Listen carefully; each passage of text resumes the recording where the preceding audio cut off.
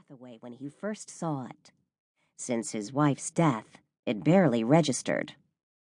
"Hurry up, Antonio," his father called from the bar as he poured bourbon into a crystal glass. He wore a simple black suit, a white shirt and yellow striped tie that would be replaced by a tuxedo for the reception later that night. Though he was well into his 70s and a few pounds overweight, Italian billionaire Costanzo Bartulocci was a dashing man, a man whose looks spoke of money and power, who lived not in an ordinary world, but in one he could control. Unlike Antonio's world, where passion, inspiration, and luck ruled. "I'm right behind you." Costanzo jumped and faced his son, his right hand over his heart. "You scare me." Antonio laughed. "I'll bet I do." After downing his drink in one long swallow, Costanzo pointed at the door. "Let's get going. I don't want to end up in a crush of reporters like we did the last time we went to somewhere." Antonio straightened his tie one more time. "Hey, you made me the paparazzi monster I am today." "You are not a monster." The lilt of an Italian accent warmed his father's voice. "You could be one of the most important painters of the 21st century. You are a talent." He knew that, of course, but having talent wasn't what most people imagined. He didn't put his gift away in a shiny box and take it out when he needed it. Talent, the need to paint, the breathtaking yearning to explore life on a canvas were what drove him. But for the past 2 years, he hadn't even been able to pick up a brush. Forget about painting, accepting commissions, having a purpose in life. Now he ate, drank, slept, but didn't really live. Because he'd made millions on his art in the past few years, and with his savvy businessman father's help, he'd parlayed those millions into hundreds of millions through investments. Money wasn't an issue. He had the freedom and the resources to ignore his calling.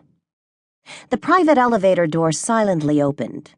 Antonio and his father stepped inside. Costanzo sighed.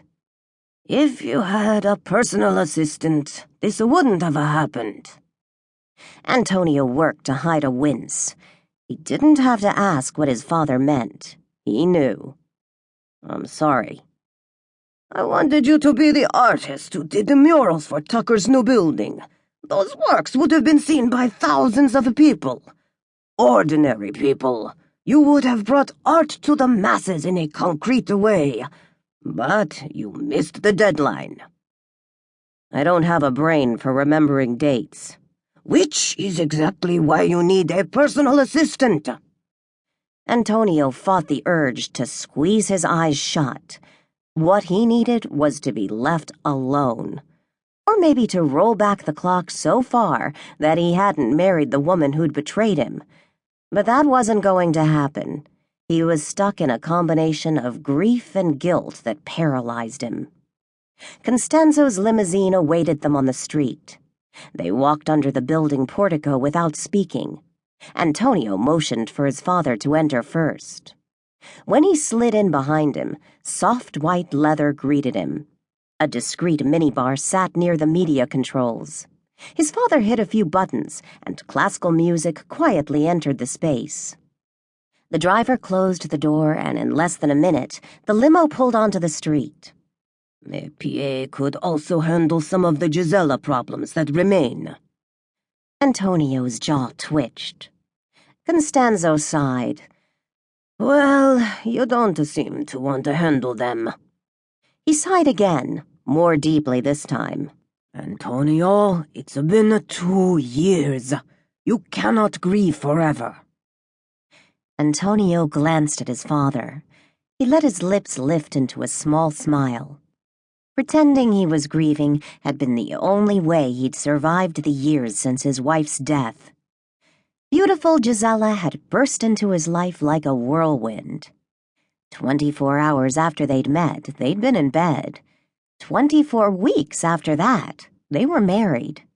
He'd been so smitten, so hopelessly in love, that days, weeks, months hadn't mattered. But looking back,